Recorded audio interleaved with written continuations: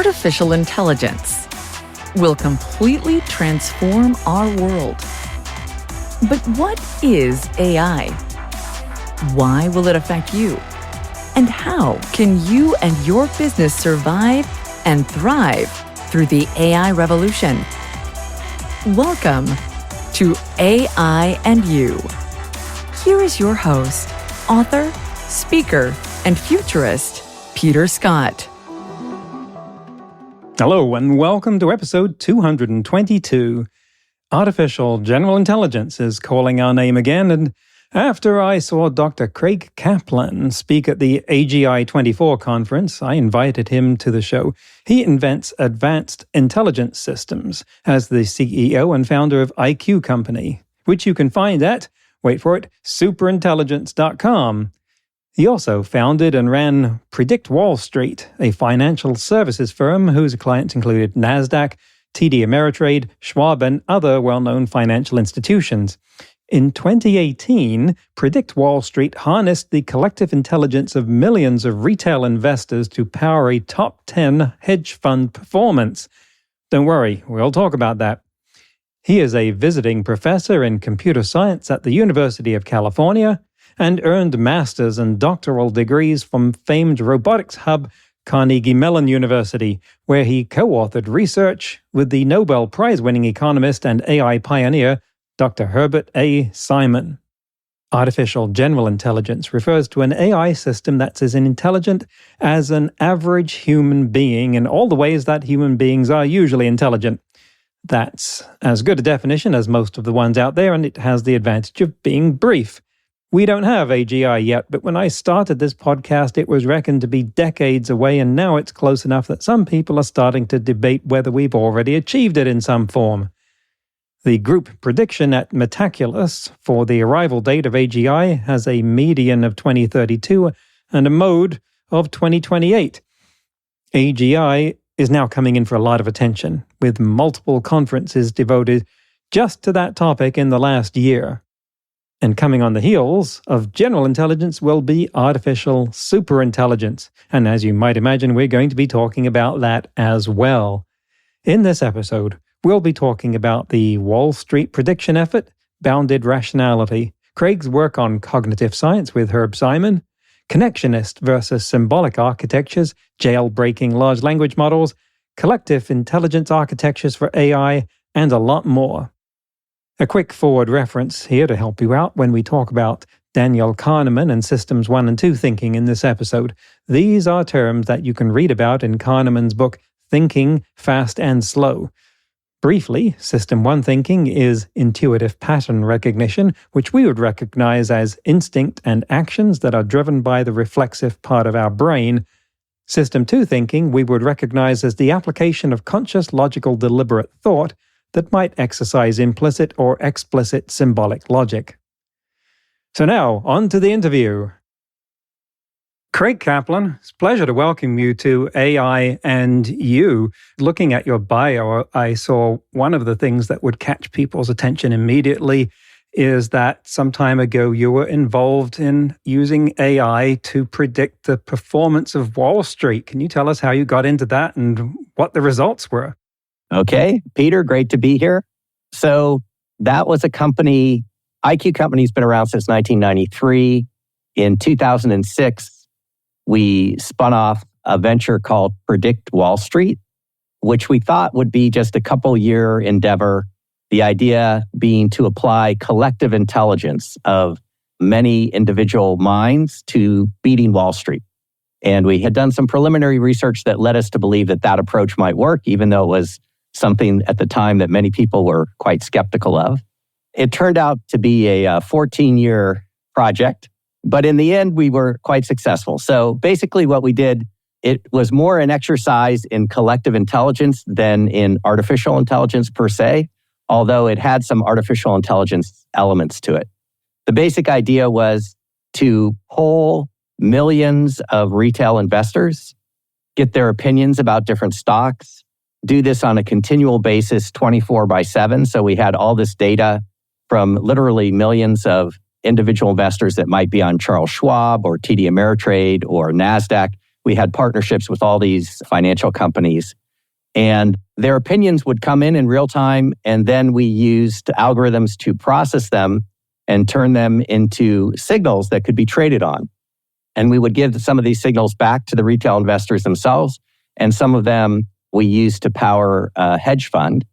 And that hedge fund ended up ranking in the top 10 of all equity market neutral funds, which is a certain category of funds that doesn't take any risk, for 2018. So this was an exercise in collective intelligence, at least as much as it was an exercise in artificial intelligence. The basic idea was, can we find a way to harness the intelligence of many, in this case, millions of individual humans who had sort of average knowledge about the stock market, and combine their knowledge so that we could get performance that beat the very best experts on Wall Street. And so that was the task that we set ourselves. We were actually able to do that by 2018, when the hedge fund that was powered by these millions of individuals was able to rank in the top 10 of all equity market neutral funds. The AI piece comes because the agents don't have to be human agents. So you could have an artificial intelligence agent, or you could have a human agent.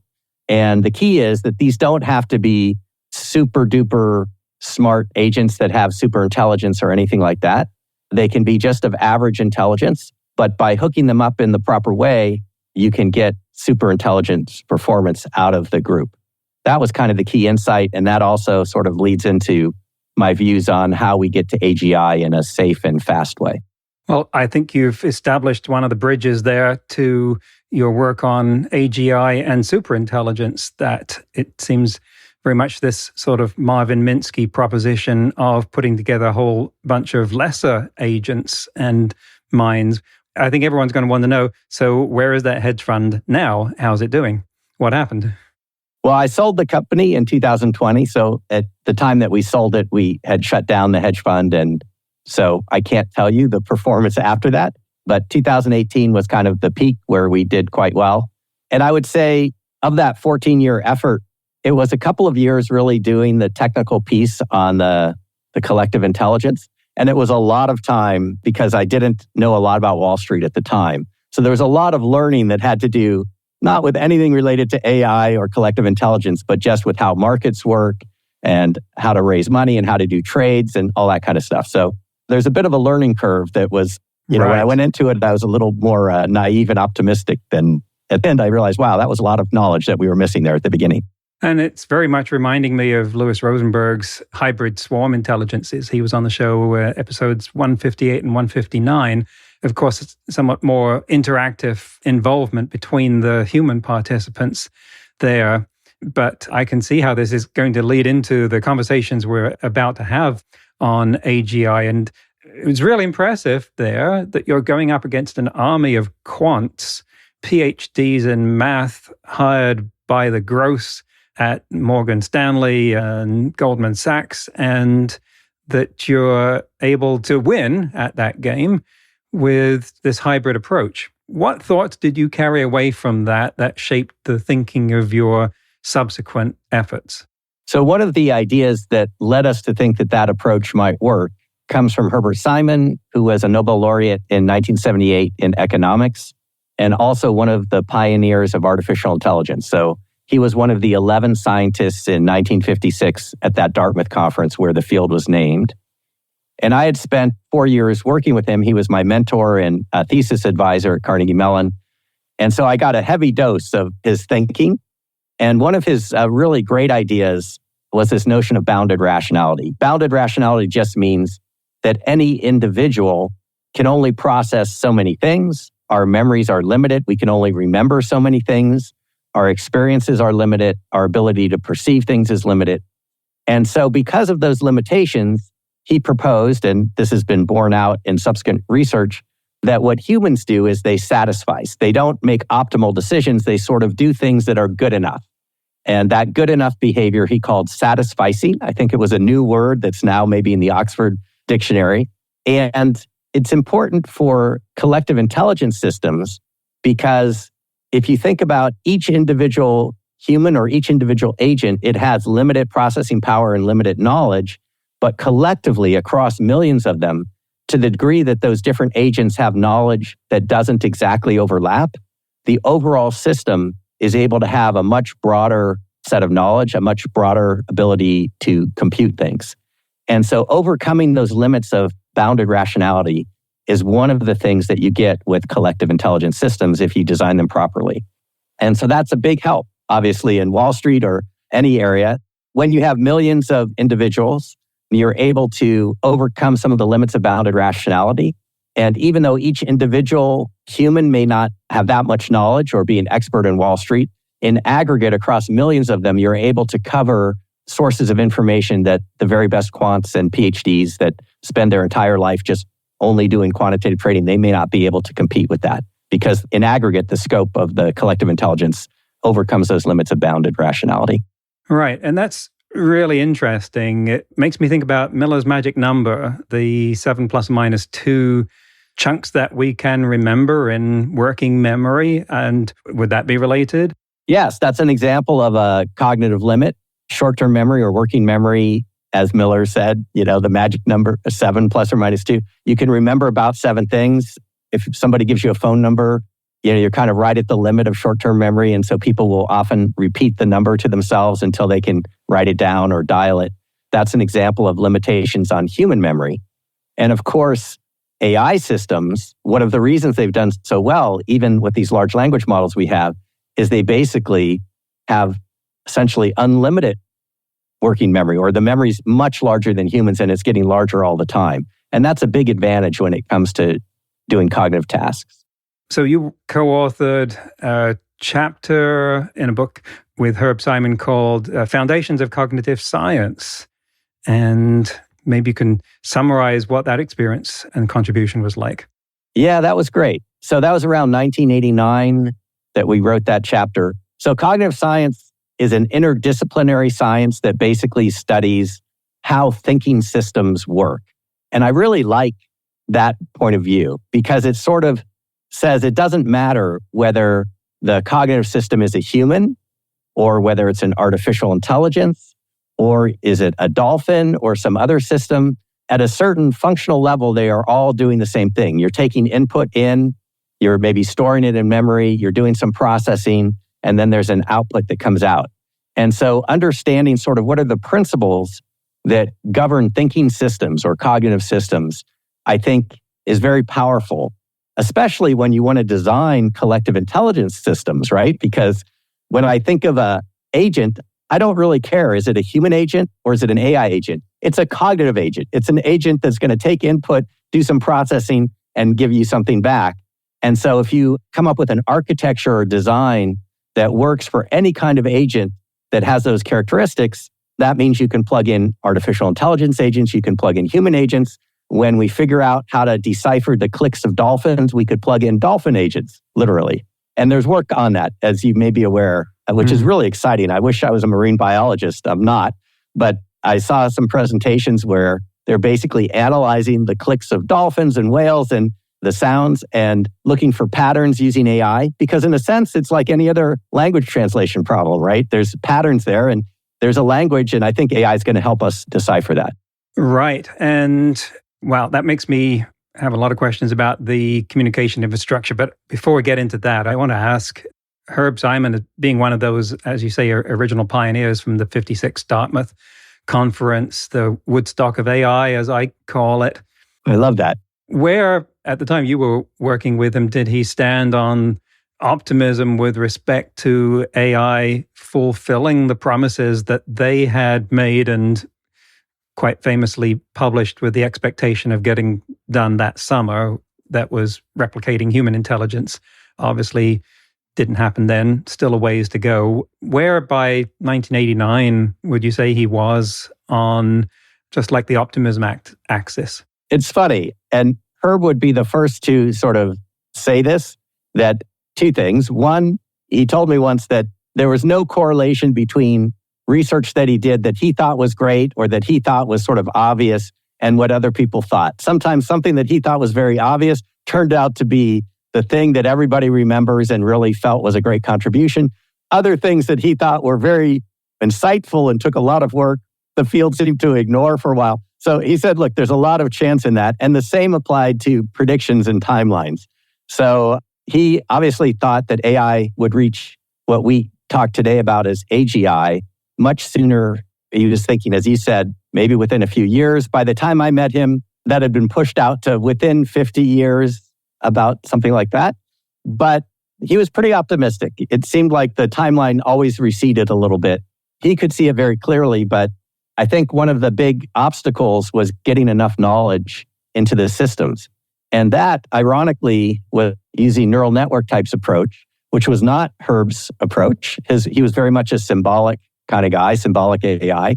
I was in another research group at the same time, in Jay McClellan's research group, and he was one of the pioneers of that. So I got exposed to both ends. We saw that original paper by Jeff Hinton before it was published on backpropagation, and we built very simple models, jets and sharks models and things like that, that were very primitive versions of what today is powering essentially those LLMs. So both views were active at the time in the 80s. The computing power wasn't there for the machine learning approach of the connectionists to really have big successes. We sort of had to wait for Moore's law to run for a few years. But ultimately, that turned out to be very successful in terms of getting knowledge and information into the AI system. And now, ironically, I think what's happening is there's a pendulum swing back the other way, because these large language models, the bottleneck that they're running into, that I'm hearing over and over again, we heard it at that AGI conference as well, is planning, problem solving, multi-step reasoning. These are the things that are very difficult to get by just using transformer algorithm or backpropagation or any of the machine learning techniques. You really do need some of that infrastructure and science that was developed by the symbolic side. So I think in the end, it's going to be both pieces, both main thrusts of AI research are going to come together to get us to superintelligence and artificial general intelligence. Fascinating, because human beings, I'm just looking at my own thoughts, seem to layer symbolic thinking on top of a connectionist architecture. It's like Kahneman's System 1 and System 2, where we've got a System 1 thinking that goes on all the time. Like if I'm driving a car, I've got System 1 thinking for steering, for reacting to what's around me, for recognizing objects. But when I read a sign that says no parking here on odd numbered days of the month, 3 to 4 p.m., I'm using System 2. And I need to exercise both of those things when doing that activity, if I'm solving mathematical problems. But large language models seem to have emulated a large portion, a significant portion of System 2 thinking, of reasoning. They're doing things that cause a lot of people to say, well, that looks like reasoning, in the same way that Deep Blue was able to win chess games, and it was producing a result that human beings can only produce with strategic thinking. It wasn't doing that, but it didn't make any difference. It still won. So do you think that we've got further to go in large language models producing the equivalent of reasoning, the same outcome, even if only by accident? Or are we about tapped out on that and going to need to progress, as you say, in the direction of more symbolic solutions? It's very interesting. So a lot of good points in there. Let me try to unpack it a little bit. So let's start with the idea that your introspection, which I think is accurate, I have the same view, that in a human, you have sort of perceptual systems that might be massively parallel, like we can recognize objects very, very quickly. And then we have layered on top of that sort of a more sequential kind of problem solving and reasoning. And then you have Kahneman talking about type 1, type 2 thinking, which is sort of fast versus slower, more step-by-step reasoning. So I think those are all good distinctions. I think that does apply to humans. I think it also applies to these AI systems. And let me explain why it appears as if just the approach of using machine learning on huge amounts of data and building, GPT-4, GPT-5, GPT-6, seems like we're getting more and more reasoning and planning. Why does it appear that way? So I think those systems are essentially doing the same kind of pattern recognition that a massively parallel perceptual system would do in humans. So like we're able to recognize patterns and detect objects very quickly. There's no logical sequential thought involved in that. It's just pattern recognition. Similarly, let's just take GPT-4 or any current large language model. It's essentially doing pattern recognition as well. The difference is it's able to have such a huge amount of data that it's been trained on that it can see patterns that you and I maybe aren't exposed to. So that's one difference. And think about the data that it's being trained on. It's being trained on data that has sequential problem solving built into it. That's human data. We did the sequential problem solving. The humans did it. We said, when you're trying to figure out 2 + 2, here's what you do. And then, or I have 2 rabbits and 2 rabbits. And so in the beginning, it wasn't able to do that. And then as the training techniques get a little more sophisticated, it's able to pick up on those patterns. But all of the work, in my view, the sequential problem solving was already done by the humans. So it's able to recognize simple patterns of multi-step problem solving. As you get more and more complex and into especially new types of problems where those problems have not already been solved in the data, so it hasn't been exposed, it can't recognize, oh, I know this sequence, therefore I can emulate it. When it's a new multi-step sequence, that's where I think you're going to hit the brick wall to the degree that it's not very good at generalizing from things that it's seen to brand new situations. Now, they're definitely working on that problem. That's a very difficult problem called the transfer problem. It's been around for many decades. And when I was in graduate school, people were working on that. It has not been solved as far as I know. There's been progress made in various ways and schemas and templates and various approaches to it.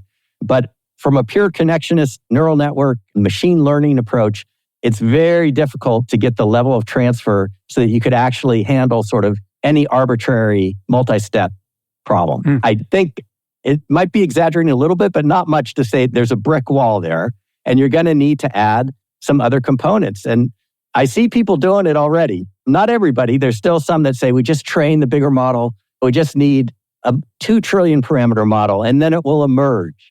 I don't think so.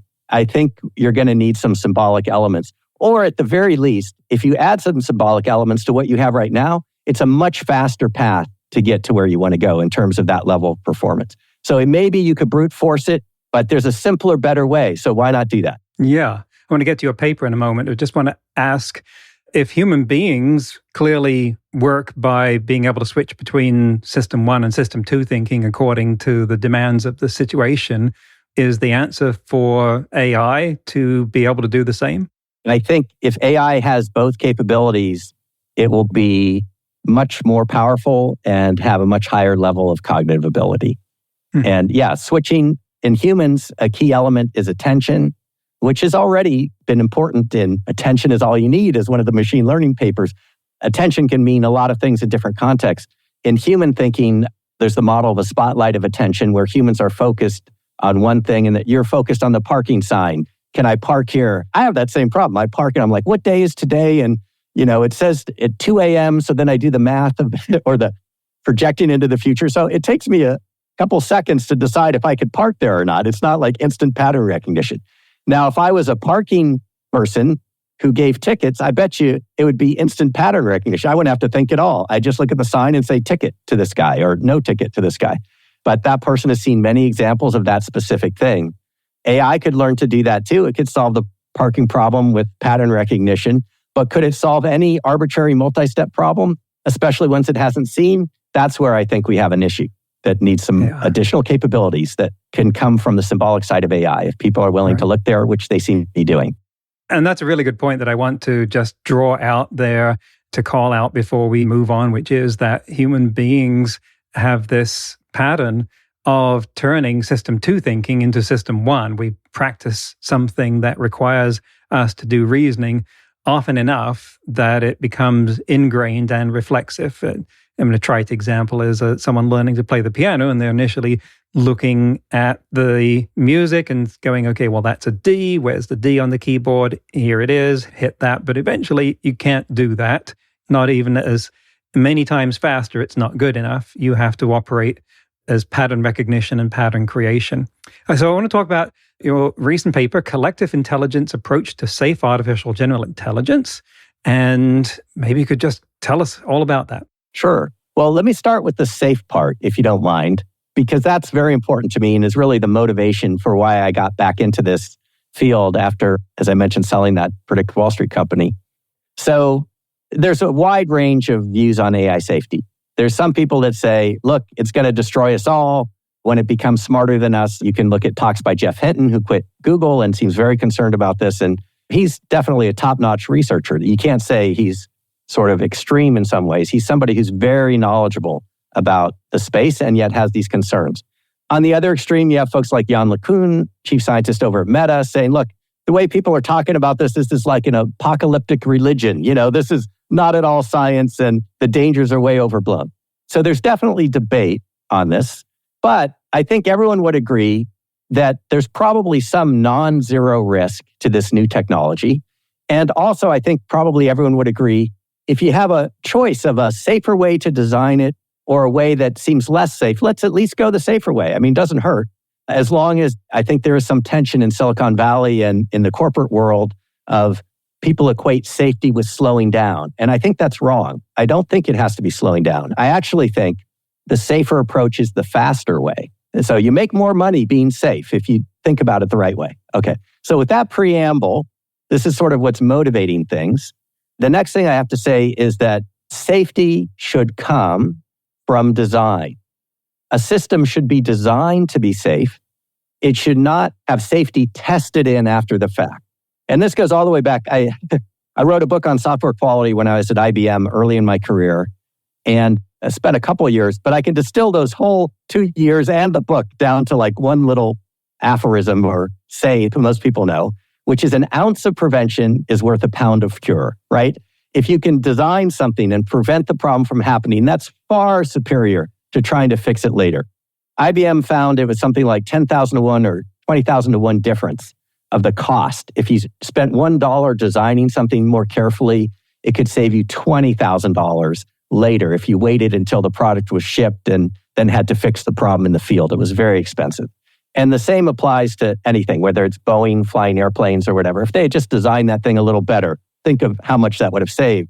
CrowdStrike, if they had just thought about, wow, we got a blue screen problem here, just design it a little differently so it doesn't trigger a small amount of effort, would have saved many hundreds of millions of estimated damages. Okay. With AI, the stakes are even higher. You really want to take a design approach. And what concerns me and what I'm trying to address, and I'll talk about that in a sec, but the concern is that the current state of AI is not doing that because of this wonderful feature that you can have machine learning models. You don't have to know how they work. You know how the algorithm trains the model, but you don't know how the resulting model represents the information. You don't know how it's going to behave. It's unpredictable. It's a black box. It's not transparent. So you end up with these large language models that because you don't know if it's going to say a bad thing or accidentally tell anybody who asks it how to make a nuclear bomb, you have to try to test in safety after the fact. And that approach, reinforcement learning with human feedback, is basically taking an army of humans, literally an army of humans, some of them offshore, many of them offshore, and having them ask every kind of bad question they can of the large language model that is newly trained. And then whenever it says something that is dangerous or politically wrong or whatever, then you whack it sort of by saying, no, you can't say that. So it's a game of whack-a-mole because in the real world, there's almost an infinite number of bad questions that can be asked. And it's easy to jailbreak these things, even when they come out and they seem like they've been trained and whacked enough so that they won't say bad things. All you have to do is say, I'm not building a nuclear bomb. I'm an author. I'm writing a story about a mad scientist who's building a nuclear bomb, and I want the story to have realistic details. So can you please give me some realistic details of how the mad scientist might do it? And son of a gun, the thing will all of a sudden tell you how to build a nuclear bomb again. And then they figure, oh, that's a problem, so we'll try to patch that hole. It's very hard. The reason it's hard is the fundamental approach is flawed. The fundamental approach is test after the fact. That is very dangerous and essentially doomed to failure, in my view. As these models get more and more intelligent, the idea that you can somehow cover all possible ways they can be bad and tell them not to do that, it's not a good idea. And the remedies that have been proposed, like Anthropic early on came up with an approach called constitutional AI that some of your listeners may be familiar with. Basically, let's write a list, a constitution of what's safe behavior. and let's put that into one AI, and then let's have that AI test the other AIs. So we don't need humans because we're going to run out of humans to cover all the cases. We'll have AI supervising AI. But that is also doesn't sound like a great idea long term. And then you have issues of who wrote the Constitution and is it representative of everybody's values and so forth. Okay. So if we step back from this problem, it seems clear that the approach is we need to have a better design, and a design that gives you transparency and predictability and the ability to trust the behavior of the intelligence that comes out. And the problem with large language models, building ever bigger ones, is that by their very nature, the very nature in which those large language models are trained, you're guaranteed to have this unpredictable, untransparent black box thing that comes out the other end. So my approach is to say, let's have a different design. And I can talk more about that, but I've talked a lot, so I should probably pause, and then I can get into what would be an alternative if you like. Well, yes, you've left us hanging on quite a bit there. The couple of reactions I have, the first one is we don't know how to define what's safe behavior for humans. What makes us think we can do it for AI? That's a good question. And a related question to that is if we expand it to say safe and ethical, it gets even more hairy because like one person's ethics is one culture thinks this is okay, another culture thinks that's really bad. Even within a culture, different individuals can vary on what they believe is ethical. They can vary on what they believe is safe. So I think that's a big question. And yes, the design has to address that as well. So I have some ideas on that, which I'm happy to say. But the other thing that I'm wondering is there's a saying that if our brains were simple enough for us to understand them, we would be too simple to be able to understand that. There seems to be something to that, although it's rather pithy and should be questioned, is where you're going somewhere that is likely to refute that? No, I think that that's probably true. So, all right, let me jump into it. I'm kind of myself on edge and I want to sort of release the tension a little bit. So I'm not saying this is the only answer. I want to say that upfront, whatever answer we come up with, it should be focused on designing the system to be safe. That's pretty clear. And so there could be many different designs, but at a minimum, I would hope that any AI researchers out there and also just the general public would push hard for, let's have AI that has a design that if the design is implemented, it increases the chances that the AI is safe at the design phase as opposed to at the testing phase. So that's just a general principle. Now I'll get into a specific design that answers some of those questions. Let's start with the last piece that you came up with, which is this idea of transparency and, can we really understand even our own minds? And if we could, then perhaps that's too simplistic of an explanation. So I believe that I don't know what's in your head and you don't know what's in my head. And, if we look in society, there's these millions of people and each one is kind of a black box. And yet we are not in dire fear of immediate doom for all of humanity, even though we have all these intelligent black box agents going around. Why is that? And I think the reason is we are sort of regulating safety and ethics and all those things at the societal level. We're regulating it at the level of the interaction of the intelligent agents. We don't actually have to get inside your head, sort of like Big Brother in, George Orwell, 1984. We don't have to get in and condition you to only think correct thoughts. You can think whatever you want. It's just when it comes to acting, if you cross certain lines, you'll be in prison or you'll be put on trial or whatever. And there's also ethical and social norms. Your groups, all of our groups are exerting social pressures to kind of get us to behave in pro-social ways. So those restraints happen at the level of the interaction of the agents. Similarly, if we design an artificial general intelligence where the high level of cognitive performance happened at the level of interactions of agents, that's what was super intelligent. It was a network of agents. You can imagine 1 million AI agents, each one a black box, but the higher level performance that's really way smarter than each of the individual agents, that happens as a function of the interaction of them.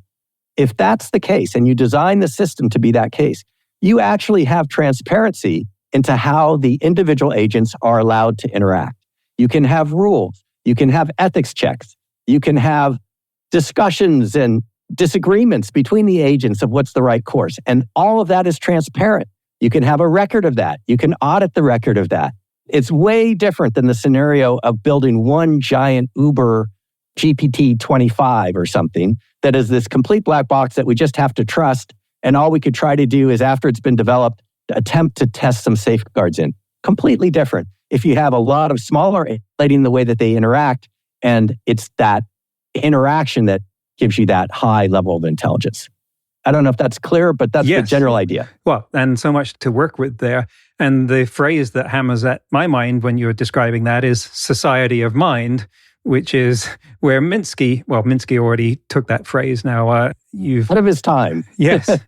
But that word society suggests that we are already doing what you describe with human society. Has it worked? Because most people would say it's not produced a superintelligence out of human beings. Where did we go wrong? Well, what is produced is culture and technology, which has enabled essentially exponential progress. I mean, if you looked at where we were several hundred years ago technologically and in terms of capability and power to do things, go to the moon, create nuclear power, all these kinds of things, penicillin, cure disease, extend the lifespan, that's all happened with exponential or increasing rate of progress. And it's come as a result of the collective intelligence of many humans communicating more and more easily across geographies, much more easily, much faster, and powering what we generally call culture. So I think it's happening, but it's kind of not as easy to see because it's at this time scale where you sort of have to zoom out and look over decades. Whereas we're used to thinking of an intelligence having thoughts every few seconds and operating at that time scale. But I think if you zoom out and look at it in a slightly different way, at a societal kind of cultural level, there has been this increase in intelligence and power. And at the same time, that has created the threat of nuclear war, climate change, and existing wars and strife. If AI superintelligence follows the same model because we want to produce greater effects, then don't we run the risk of it creating greater effects that are negative? Yes, it's definitely technology is an amplifier, intelligence is an amplifier, and it's more power. It's just more power. So if you have an intelligence that is 100 times smarter than humans or 1,000 times smarter than humans, the potential for destruction goes up, but the potential for positive things also goes up. And there's a couple of things to say here. This is a whole podcast in and of itself, probably, but I would point to Steven Pinker. I'm not sure if you're familiar with his work.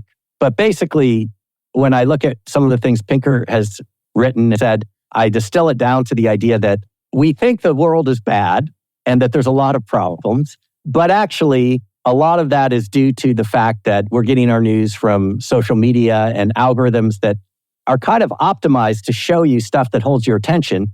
And humans themselves are optimized to pay attention to bad things. I mean, if you didn't pay attention to the saber-toothed tiger, you were out of the gene pool. So you had to really be responsive to negative things.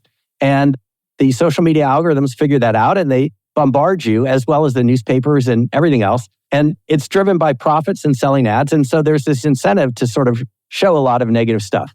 Whereas if you actually look at the scientific evidence in an objective way and you say and he goes through, he has some wonderful presentations, goes through everything, lifespan, number of people dying in wars, number of people dying by disease. You pick your favorite measure of quality of life, and he basically shows that it's getting better and better, even at the same time that we kind of feel like it's getting worse and worse. So that's just a comment to say it's very important to be objective about it and to not let sort of what these algorithms brainwash us into thinking something's true that isn't true. None of that changes the fact that your point is correct. With greater, more powerful, more intelligent systems, there comes greater risk. How do we address those risks? It's an ongoing problem. I mean, as humans, we haven't blown ourselves up yet, which I find very encouraging because there's certainly been a lot of opportunity to do that. Somehow, our desire to survive and our pro-social tendencies have done a decent job, although obviously it's not perfect. In some ways, the fact that we get so incensed and upset and really outraged at injustices and loss of life, even though when you look at it on an objective percentage of the population basis, we're talking about 0.1% or less of the population is affected, yet the outcry is huge. I find that very optimistic. That means that we really are very concerned about negative things and we want to stamp it out as soon as possible. We don't want to have any tolerance for it. And I think that's good. And I think as intelligent systems get more and more powerful, that same approach will be helpful. We get to then the question of how do we sort of maximize the chances that systems that are more intelligent than us and more powerful than us share our values. And that's known as the alignment problem. And that's also a big problem. But if we wave our hands for the minute and assume that it will be at least as aligned with us as humans themselves, I guess it could be glass full, glass half empty, but I kind of see it as half full because we've been doing pretty well and because we do get so outraged at injustice when we see it. That's the end of the first half of the interview. Next half next week. Herbert A. Simon died in 2001, but it's amazing to have this connection with a founder of the field through Craig, who's working in AI today. In today's news, ripped from the headlines about AI, OpenAI researchers believe the company is closing in on building AGI. An internal company document obtained by Bloomberg defines 5 levels of AGI as follows. 1. Chatbots, AI with conversational language. 2. Reasoners, human-level problem solving. 3. Agents, systems that can take actions. 4. Innovators, AI that can aid in invention. 5. Organizations, AI that can do the work of an organization. Bloomberg says that OpenAI leaders told staff at a company meeting in July that their systems currently worked at level 1 but were, quote, on the cusp of achieving level 2. The OpenAI project, codenamed Strawberry, once reported on under the name Q-Star, is rumored to be able to reason at a human level, plan ahead, work out problems with multiple steps, and independently perform, quote, deep research. Of course, we're still looking forward to the general release of the multimodal capabilities of GPT-4 Omni that were demonstrated in May, and I'm still looking forward to getting to the top of the waitlist for Search GPT, which sounds a lot like the deep research component of Strawberry. Lots to look forward to, in other words.